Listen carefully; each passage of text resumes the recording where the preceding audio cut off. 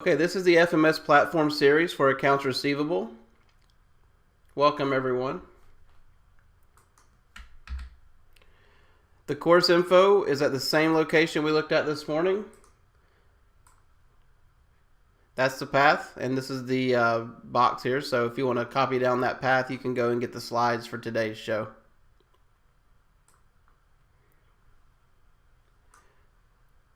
Don't worry about the CPE. We're not offering CPE for the online webinars. That's only for the live sessions.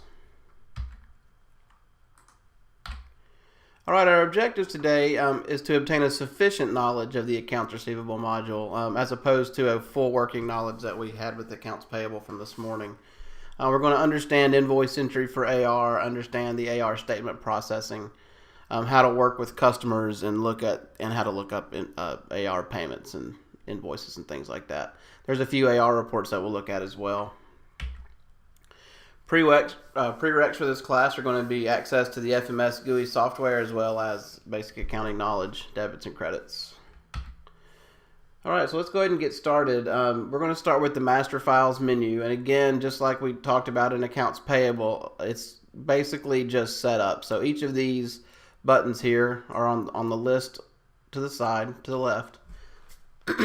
Accounts receivable is here. And really, when you're thinking about accounts receivable in our system, you have to think about our clients as the vendor. And if you can make your mind think in those terms, then you can kind of figure out how it's working. So if you think about how the vendors work with our accounts payable system, and then you make our client that vendor, that's kind of how we're thinking here. All right, so in the master files menu, most of these are going to be just drop-down lists populating, just like we normally see. So the aging codes and buckets are similar to the aging, well, this is actually the aging that gets set up on the company or the corp side when you're setting up the company corp store.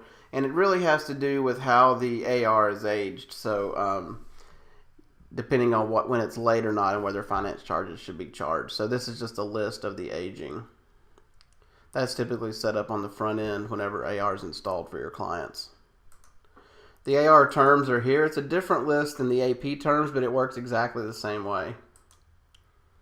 So when you look in here, it's going to look just like the AP terms as far as setup goes. Again, you do the drop down here, you can see the different options that we have. Try to find a term that's similar to what you need and just copy it. That's the best way to do it. And then just change the parameters. Finance charge types and rates. It's just a listing of the different types of finance charges that are available. Typically, the standard is the one that's used for the most part. You can see the rates are over here. Credit status. This populates a credit status for each AR customer. You can have them as suspended or open or whatever. Category. This is used more in AR than it is in accounts payable, and we get into it a little bit later. You'll see the category defaults.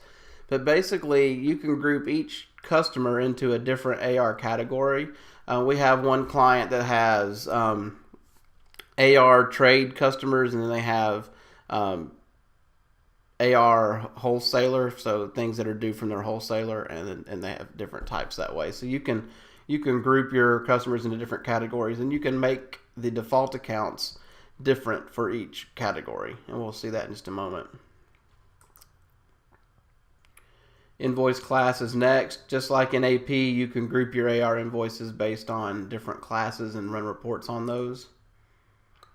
Customer group and customer type are just ways to assign your customers. So basically, you can put them in a category and then a group and then a type and kind of narrow that down. And you can run reports based off each of those things. So if you wanted a group of, say, billbacks here or something, and then you could have types that would be like meat billbacks, grocery billbacks, etc. You can kind of narrow it down there. And then the buyers, you can add buyers to each of your customers. So you add the buyers in here, and then when you go to the customer maintenance, you can say, okay, Father Mike here can buy for St. Patrick's donuts. It just kind of helps keep track of who's buying what from your customers. And then we get down to the customer itself.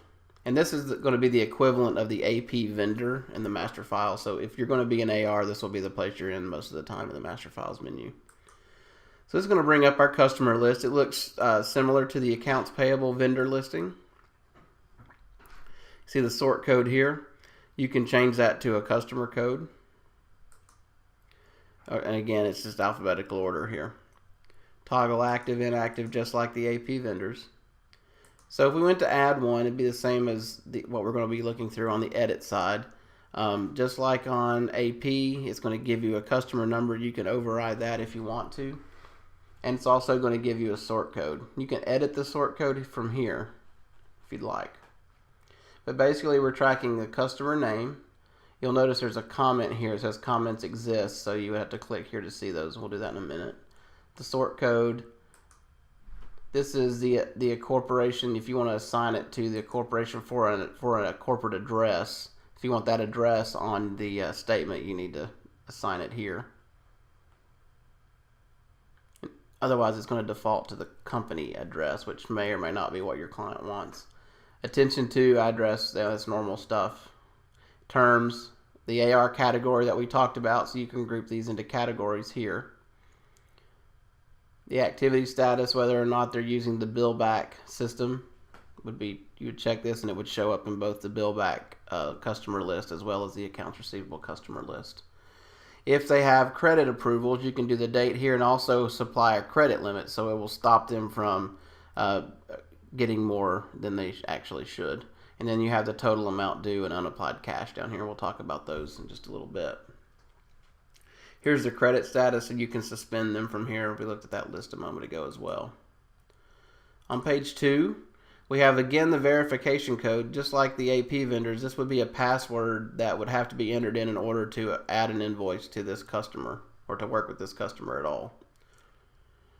One thing that you need to pay attention to is this checkbox on print statement, and just kind of file that away for a little while. When we get to payment or to statement processing, we'll talk about that. But checkbox next to print statement is important. And then the statement type here, you can do open item or balance forward, and the difference is open items are always going to show what items are still open on the statement. Balance forward is going to remember what was on previous statements and just give you a balance due that's from previous statements, and then the new stuff on the current statement. Charge type is from that list. Type of finance charge you would apply to it. If they have sales tax exemptions, you can put that stuff in, expiration dates, minimum inventory amounts for discount, or invoice amount for discount rather. And you can do allow the minimum or not. The group code and the type code can be chosen here. So again, we had the category on page 1, and now you can narrow it down even further by group and type, and then some user specified fields. Here's the buyer code. So if you have the buyer list for that vendor, you can add them in. If you want to be able to push AR credits to AP invoices, you would have an associated vendor set up on the AP side. You would go and pick that vendor, and these would be tied together at that point. And then there's an option to take AR credits and push them over to the AP side to make AP invoices. That would be if, think about when your clients have a lot of credits with, say, Frito-Lay, they're never going to buy from Frito-Lay again, and they want to be paid for those credits instead of applying them to the next invoices that may or may not happen. They would ask that vendor to send them that money, so this would push this over and create an invoice and make us pay it that way. If they have a parent AR customer, you can add that here, and then you've got comments, and this is the comments that we mentioned before. So we have cell phones and things like that. Really not much else to it. Comments are over here, and you can see that's there. Edit the direct. So what this is going to do is like a direct debit from that client. Instead of us paying ACH, we can take money from them. So we need their bank account number. So we would in effect be an EFT type vendor if you were thinking about it from accounts payable standpoint. And this is just all the information for that. And then we've got customer address information. And the statement information is a new enhancement. Basically, instead of printing all kinds of statements and sending them out by mail, sorting them and wasting all that time, we can choose to send the statement via email. And you could do email and print if you wanted to have one on record, but you could do email only, and whenever you generate statements, it will send those out to the email addresses that you have specified. Same thing on invoices when you send those, if you would send those individually. Most of our clients just send out statements and not individual invoices, but it is possible. And that's it for the AR customer. There's there's a lot less to do with the customer than there is on the AP vendor side. So now we're going to go down to the assign corporate category accounts and corporate default accounts. So that's the last two things we're going to look at here on the master files menu. So remember, the categories are here, so you could assign your customers to various categories. Once you do that, then you go to corporate category accounts. And what you're doing here is, by corporation, you're going to go in, and for all the categories that you're using, you're going to assign them specific AR trade accounts and things like that. So for example, here's the AR trade, and it's assigned, so we'll look at that. And what we're doing is saying, okay, the AR asset should go to 1310. Bad checks should go to 1260. Discounts taken should go to the expense, 6330 customer discounts. Finance charges would be income, so we're going to put it to income account, NSF charge, income, etc., etc. So that's just for the customers that are under category AT. If I had a customer under a different category, customer charges, you can see they're using the same AR trade account here, but you don't have to. You can say AR trade vendor, or trade customers, AR trade employees, whatever. You can have different AR default accounts. So this would be the debit on an AR invoice. So like on the AP side, when we enter in an AP invoice, the default always goes to the AP trade account. This is the equivalent on the AR side. But you can set it up for different ones pretty easily by customer category. We could do that on the AP side, but you had to go into each individual vendor and do it. So that's really all that's going on with these corporate category accounts. And then, of course, the corporate default accounts are the same button that's in the GL side and the AP side, where we go in and look at our AR. The AR invoice clearing account is here, and the AR transfer to AP credit clearing account, they're using the same one. And we'll talk about the AR clearing accounts in just a moment, but it's important to have that set up here. The only other thing is this RP here, the payment clearing is the same kind of deal. Intercompany and the actual clearing account. We'll talk about those when we get to that section.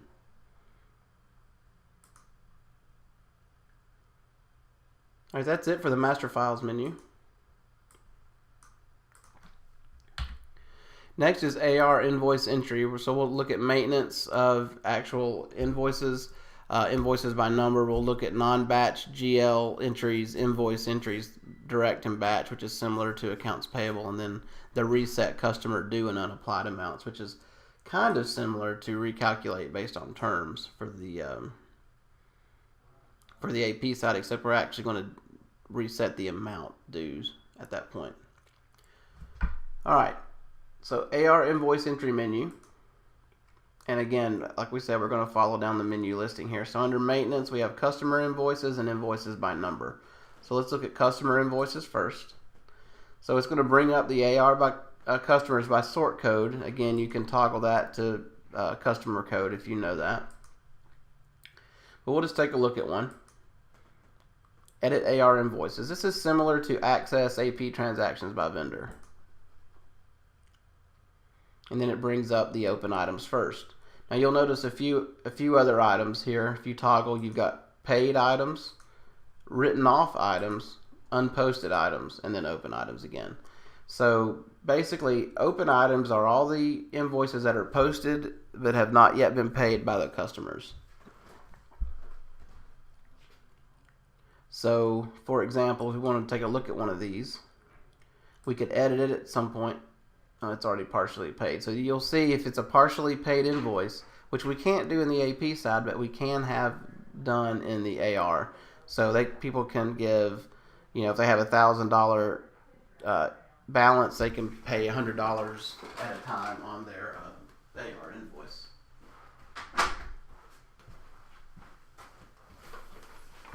So let's find one that's not partially paid. You can see here the invoice total and the amount due. So we want to find one that's the same, like this, and we'll hit edit. So in here again, we can edit the invoice date, due date, discount date, anything that's not been applied to a payment yet. You could change it from an invoice to a credit, change the amounts, whatever you needed to do. Similar to the AP invoice. You can edit the GL distribution and do some other things here. Just like we're used to seeing. And post that back. Alright, the paid ones, same kind of deal. You can't edit it, but you can look at the distribution, get all information on that and drill down. You can write the ones that are open. Here you can write them off, and depending on where the corporate category that it's assigned to, it's where the default write-off is going to go to. You do have the option to override that default account here at this point, but the category is billbacks, and that's where that was set up to go to for write-offs. And that basically is the same as zeroing out the invoice. It takes the money back out of, it actually expenses the money so that you picked up income at some point. Now you got an expense to offset that. And then now we have the AP transfer here. So on a credit, you could go here and click that AP transfer, and it's going to say an AP vendor must be assigned to an AR customer. But basically, you just put in the payment number, transaction date, and the AP invoice number, and then that'll create that in the AP side.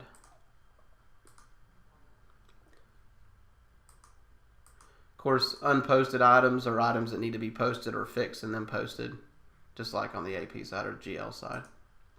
And we're back to the open items here. Alright, that's customer invoices, maintenance, and then you can do invoices by number. So it's just a different way to look these up. Typically, since we're operating as a vendor, our invoices would be in order. So that's why there's not a whole lot of lookup here. It's basically you know your invoice number, you key it in, and you find it. And then once you find it, you've got all the same features that we had before.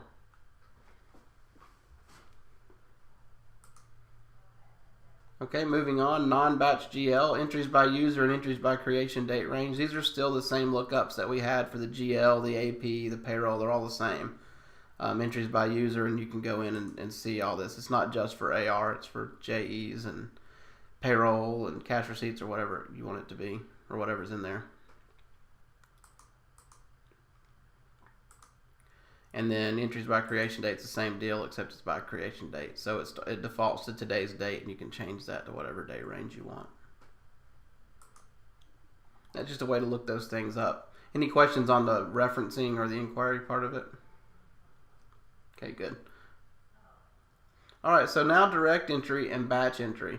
It's not as big of a deal between direct entry and batch entry on the invoice side, but it is on the payment side. So I'm going to hold off on the discussion of what the difference is until we get to the payment processing, so we're not too confused. Right now we're just going to talk about how to enter in with direct entry or batch entry. It's pretty much the same as the AP side. So we'll just click on direct entry here.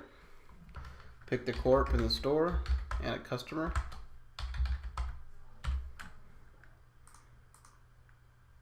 Alright, so now is it going to be an AR invoice or an AR credit? And then you pick the invoice date. Now, at this point you could move forward, but once you put something into the optional items, you've got to put a quantity in. So I'm going to put test here, and then it's going to say, okay, one, and the unit cost was $100. And now if I hit enter, it's going to go ahead and populate that total. So once you do that, you've got to put a quantity in. It's not a big deal. Just put one and the amount. If it's a service, if it's a goods or something, they can add whatever they want in there. Here you can put in an invoice number. If you want to override the system invoice number, you can put your own in there. The system generates one otherwise. You can assign that invoice to an AR category. It defaults to whatever the AR category is for that particular customer, but you can override it. If it's a memorized entry you have set up, you can do that. Invoice class, allocations, etc. Similar to the AP side. Hit enter and confirm, and now we're into the GL distribution. As you can see, we're out of balance by $100, so we're going to pick up the income side of this because the debit is going to the AR trade account. So it's probably going to be a, say it's grocery sales or something. Doesn't matter. Put your credit in, and now your balance is 0. Now you're ready to post. That's really all there is to posting the AR invoice. Ready to go for your next one. Okay, now the batch entry is similar to the AP side. We have two pieces here: back office and point of sale. Obviously, point of sale invoices are going to be invoice detail from the amount reported to us on the cash receipts spreadsheet. So if you guys can visualize the cash receipts entry that comes from the customers, there's typically an AR trade line on there, or sold on account or something like that, and they've got an amount that's in there. Well, we need to have the detail of that amount.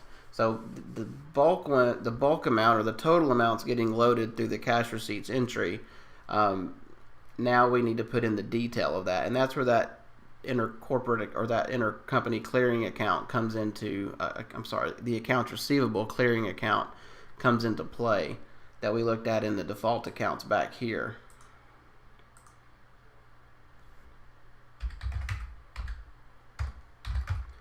So remember, here on the AR, we've got this AR invoice clearing account 1240.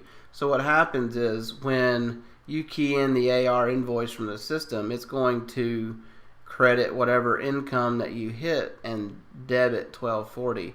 Well, on the cash receipt side, the income is being reported in sales or other types of income that are on there. The debit then would hit 1240. And then that would clear, the invoices then would clear themselves out.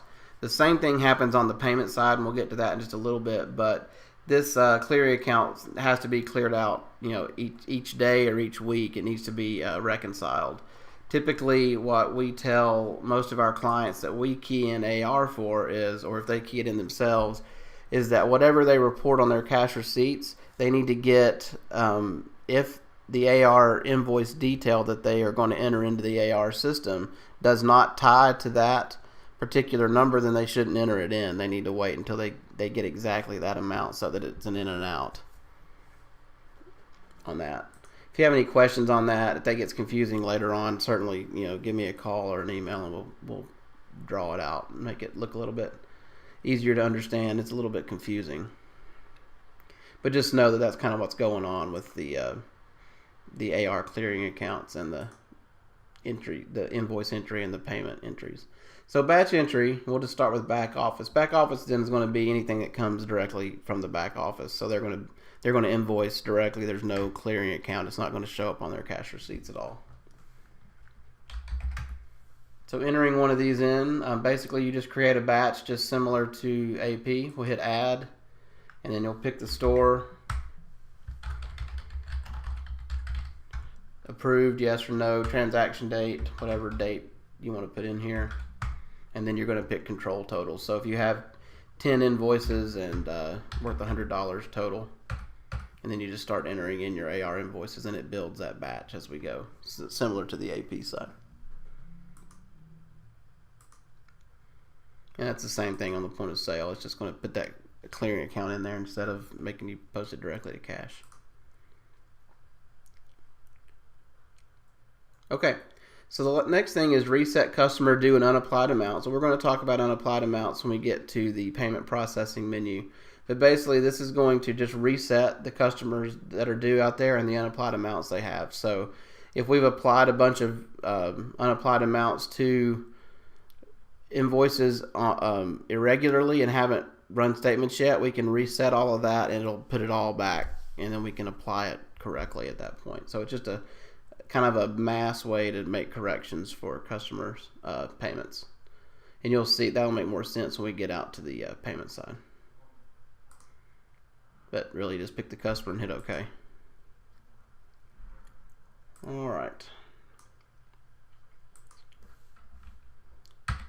AR statement processing menu is next.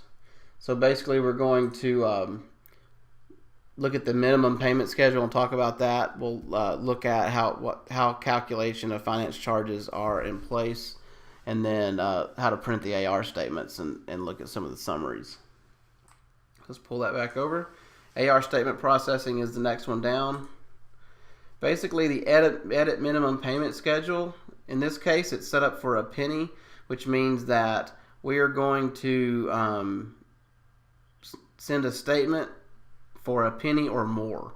If they want like a $10 limit, you can put $10 in there. It won't send out statements for anybody under $10. It's really up to the client. Most of them use a penny and they want their money, so they'll send out no matter what the amount is. Especially if you're going to email statements, because there's not even a cost of a stamp there. Okay, calculate finance charges. As far as the demo goes, it's not showing up as available. I think this is available for the production libraries, but basically if the client uses finance charges, and I don't know of any of ours that actually do, but it'll calculate the finance charges prior to generating the statement so that there's a fee on there. Print AR statements. Alright, so when we get in here, this is where we're going to print the statements at a given time. So the statement date, say it's the end of the month, or say the end of November, 11/30/14. Statement type is going to be either balance forward or open item, depending on the statements that you want to see. We'll just do open item. The sort order, you can do it by customer sort code, you can do it by zip code, or by customer group, and then type. Depends on how you have those set up. Most of the time we go by sort code. It makes them alphabetical. Can you mute your phone, please? Whoever's rustling those papers. Thanks. So you can also, at this point, we can run it completely for the entire company, all the AR. But you can limit it down to category, group, and type if you'd like to only run a little bit, select statements at a time. You may run certain categories in the mid-month, and you may run some at the end of the month, and that way you can filter it here. You can also do one customer at a time if you'd like. It's really up to you. This part is what I wanted you to remember, that one on the print statement on the customer edit screen, if you recall. To me, it's kind of reverse logic. So if we go back here and look at the customer really quick. On page 2, check for print statement. Okay. So then we go back to statement processing, and you have a 1 here which says exclude print statement equals no. So to me that means include customers that have that box checked. I don't know why it's written this way, but that's how it is. So my advice is always check that box and always leave this as 1, and you should get everybody for statements. Your other options, though, are include print statement equals no, which means exclude print statement to me, and then include only print statement equals no, and I have no idea what the difference is there. So my advice, like I said, check that box and put a 1 here, and you should be good. And then this section is a new upgrade. It's called print email option, and it's email based on customer rules. So if you remember on the edit customer screen, we had the option to either email the statement and invoices, print the statement invoices, or both email and print. Well, when this is a 1, it's going to, whatever rule you've got set up on that customer, it's going to do that. You have the option to say all customers print only as well. So it'll override all of those rules. And then you have the option to print to print credit balance statements with no activity, and you can do the corporation for the finance charges if you have finance charges applied. So once you get all that set up and run it, it's going to generate statements. And it will generate a file that goes to your spool file. It's a PDF, and it'll be a page for every statement. Some of them have multiple pages depending on the number of invoices. So you can print those off, fold them, put them in envelopes, mail them to the customers, or you can or it could be emailed if you had them all set up for email, which is what I would recommend. But once you do that, you've got your finance charge summaries if you calculated finance charges, and you've got your AR statement summaries, and we'll click on that one. But basically what this is going to be a repository of all the statements you've ever ran. And you don't want to delete any of them that are in history, because that's how the system knows whether or not to include invoices on the next statement, especially if you're doing balance forward, because what it's going to do is look back at these and say, okay, these invoices have already been reported on June 25th. There's only a portion of them that are still due, so we're going to bring that balance forward and then add any new items for the current month. If you don't, if you have these all, if you go in here and delete these out, the system doesn't know they've already reported them, so they're going to include them all as new items on the next statement. So it might be confusing for your customers. So what I recommend is run them for your current month. Make sure they're correct. If they're not, you can delete the current month, but don't go back once you've finalized earlier months and delete all of those, because it's easy to do. Just be real careful with that. But at this point, you can reprint individual ones. You can add a statement by individual customer. You can add another whole group if you want to at that point. You can also delete them all by a certain date. So if I wanted all of June 25th to go away, I could hit delete by date. Pretty much it for statement processing.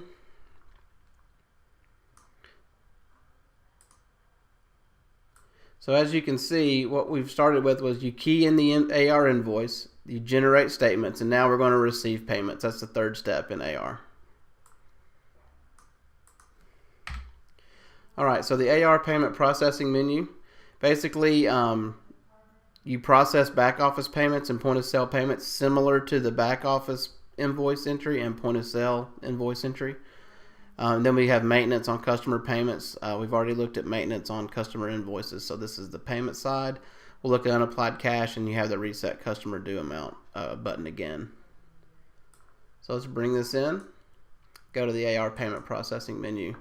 Again, the back office payment batches are going to be checks that are received directly to the back office and are not run through the cash receipts or the point of sale terminals.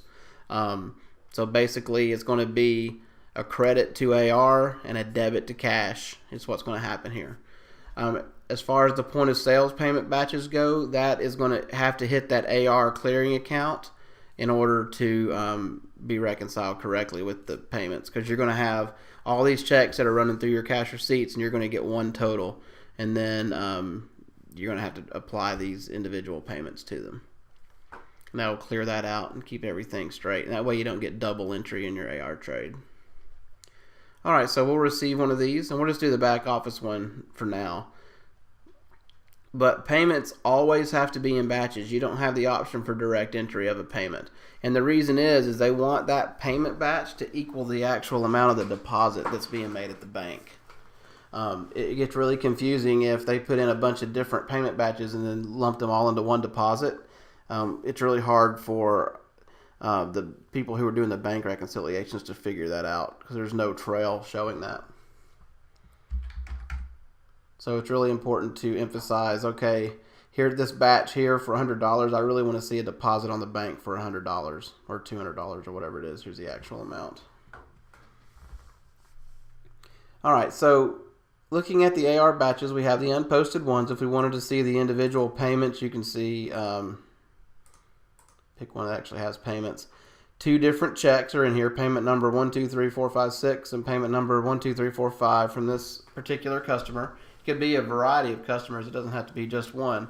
And the total of all of their payments, that should equal what the deposit is.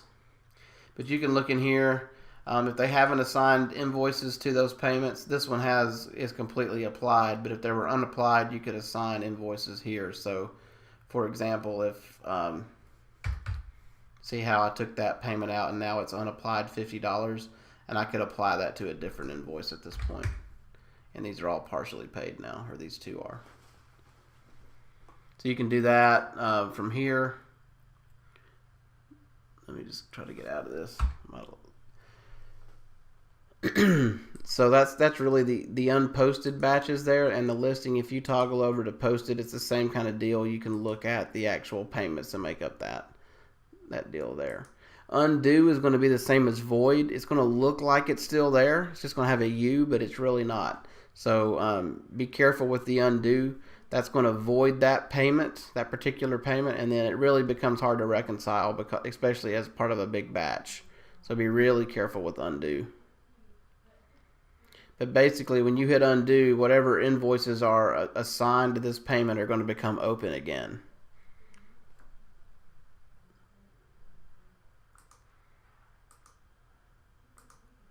All right. And then, of course, there's errored. And that's really it for the AR payment batches. To add one, it's pretty simple. You just put in the store, put in a description, the date, and the control totals again. We're just going to do one here. In addition, though, you have to put in the bank that you're going to make that deposit into, because this is actually going to create a debit to your cash account. So you need to know which bank account you're going to make this deposit into from this batch. So you choose whatever account it is. And it's going to ask for another description. And now we're ready to put in the payment. So really, for a payment, you just put in the customer code that it came from, the payment number, so this is the check number, the payment amount, the payment date, whatever's on the check. Your description's already there. You can override it at that point if you'd like. It's a check. Hit enter. And now you go and you have your list of invoices that you can apply that payment to. So in this case, if I want to pay all of $68.80, I can do so. And now I've got $31.20 left to allocate. I'll pay all of $16.50. Now I've got $14.70 left, and I'm going to apply that one to this $106.58. Typically, the remittance on the check will say what invoices they're paying, but sometimes it doesn't. And we have the option to do what's called auto pay, and that will just apply it to the earliest invoices. And now we're ready to move forward. Now we're ready to control an actual equals, so we don't need to enter another AR payment, so we can just exit out. And now we have an unposted batch here for 100. Really, to post it, all we have to do is hit pay. You can post it here, and we're ready to go.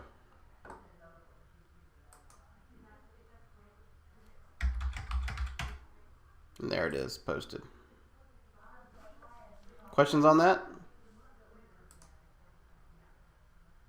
Okay, good. So point of sale is the same deal. It's just going to be that using that AR clearing account instead of directly going to cash. So again, we want the deposits made on the cash receipt side, not on the AR side. So here all we're going to do is, you don't have to worry about the cash account. You're just going to put in your apply it to the invoices, and it takes care of it from an AR clearing standpoint.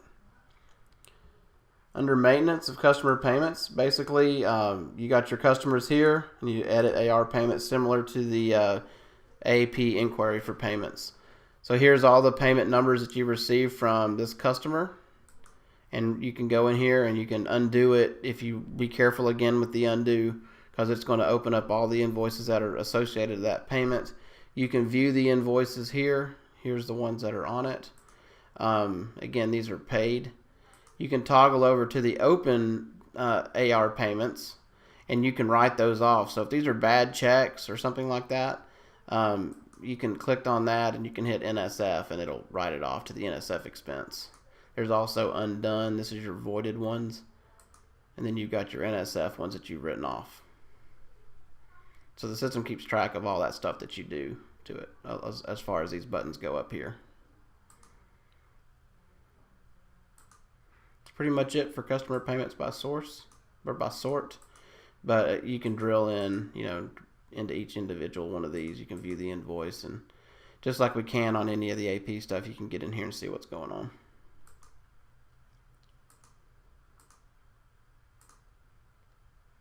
All right, and the next thing on the payment processing menu is unapplied cash. And basically, it's just the same thing we've been doing when we did the payments, where we apply the cash that's being paid to the individual customer invoices. You are able to make a payment without applying that cash, and it just gives the customer credit for the payment, but it doesn't clear off any of their invoices. So if that's the case, then you end up with a list of customers in this unapplied cash field. So then we go in here and you do payments with unapplied cash, and here's all these payments that were paid and deposited but never applied to invoices. So then you can go in here and assign these. I recommend going through this list and assigning these prior to running any statements. That way you get the most up-to-date information on the statements. So in this case, we have 6380 unapplied that needs to be applied somewhere. So we're going to just put it to this first invoice. And now we're ready to go. Post and exit. It's going to ask for a transaction date. I usually just use the same one that's right here. And now it's applied. Now you just work through all these payments and apply it for everyone. Again, if they don't give us information, you can do the auto pay, and it's going to post all of the payments to the earliest invoices that the customer has. And that's it for unapplied cash. And then again, we have that reset customer due unapplied amounts down here at the bottom.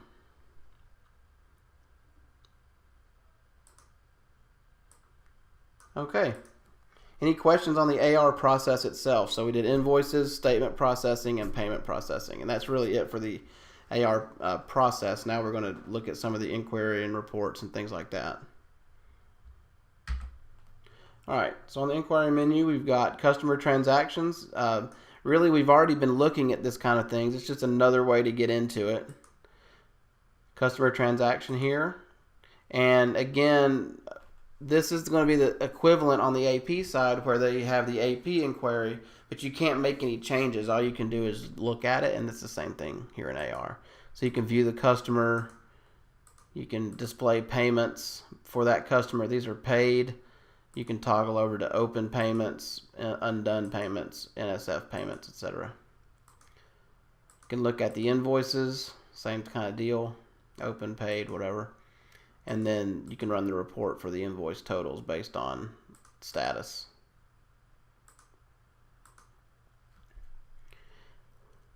And that's pretty much it for inquiry. It's pretty straightforward. And we've already covered most of that. The next thing are the AR reports menu.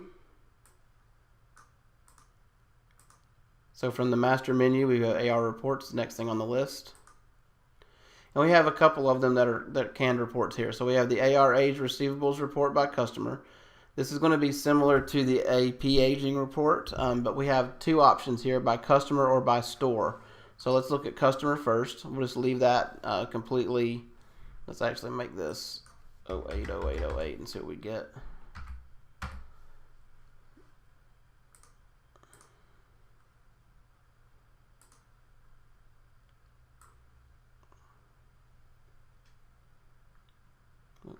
Went a little bit too far there. Change to the correct demo environment. Okay, so we have the age receivables report here.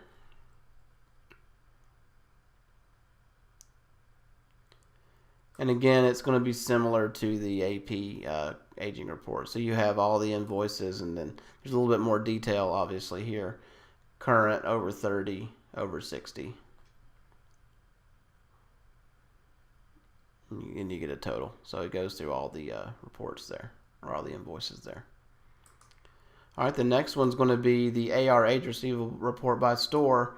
This one's going to be sorted by store and then by customer. I'm not going to run this one because it looks just like the other one. But one thing to note here is that you have this box here at the bottom that's print to store assigned out queues. So way back in the general ledger, Company Corp store menu and stores, and you edit a store, there's a default out queue right here. So what can happen is that if they want to run AR reports for their individual stores, and say they have one corporation and 10 stores, and they want the managers at each store to be able to get this report, but they don't want them to be able to go in here and run this. So whatever the default out queue is for this store, if it's the manager's spool file or whatever it is, whenever that report is ran, it would automatically push those out to the individual store out queues. So it saves quite a bit of time for report running. And really everything else is pretty much the same as the other one that we ran.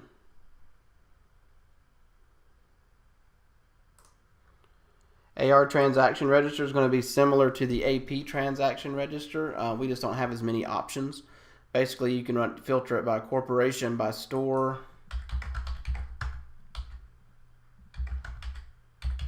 and by date. And then also by customer. So blank's going to give you all the customers. You can get bill back selection if they have bill backs, consumers only, bill backs only, or all or both. So we'll pick both. And then include invoice statuses, open items only, or both open and paid, or paid. So that you have a few options there. We'll just leave it for open items and have it bring in everything else.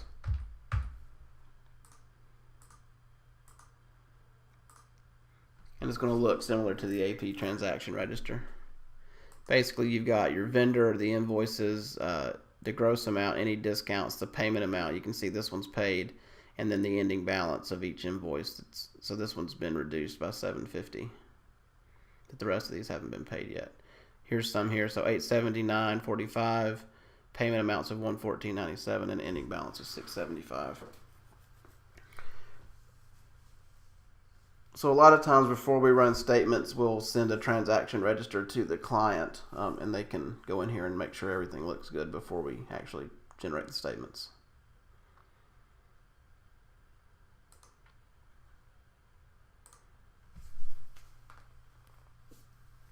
All right, the AR reconciliation report is going to be the equivalent of the AP recon report that we run when we're doing financial statements at the end of the period.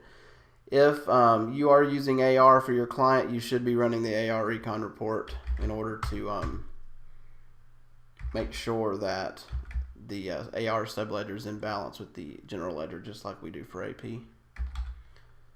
So let's run this actually for the end of this year. And again, I'll do for total so we don't get details on every customer.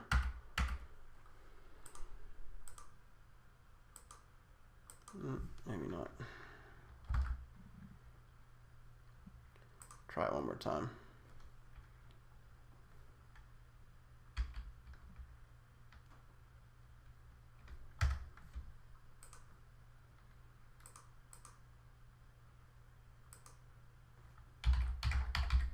Oh, I think 12/31/14 must be outside of the calendar year.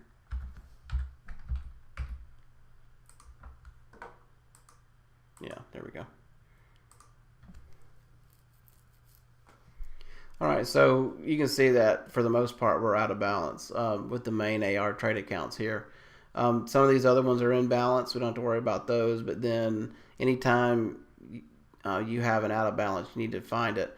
So basically, each of those AR categories that are set up, if you have a different default trade account for every AR category, it'll be easier to find where your differences are. So it'll break it out by those trade accounts. So you can see, you know, this one here is out, and this one here is out, but some of these others aren't. So that'll help you narrow down what customer is causing the issue, or what trade account has the problem, instead of having everything lumped into one big AR trade account. So you're able to get a little bit more detail here than you would on the AP side. But other than that, the report's the same.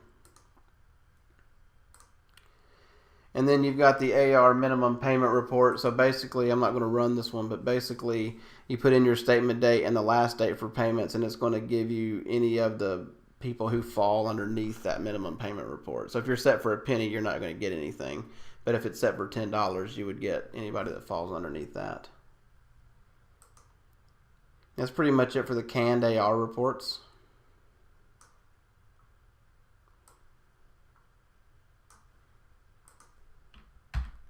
Okay, so we're down to the end. Basically, don't click purge. So that's AR purge. We don't want to purge our AR unless there's a particular reason for it. And if that's the case, we'll have IT do that for us.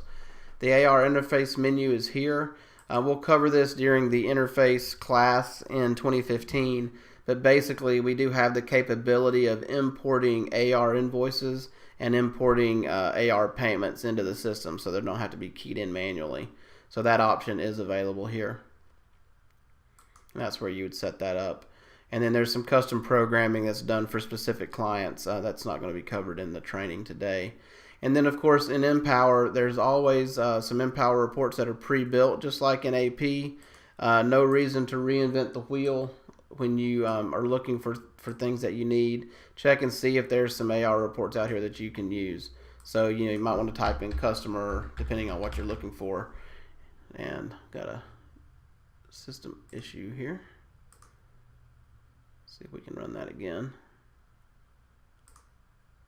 Now it looks like the server's down.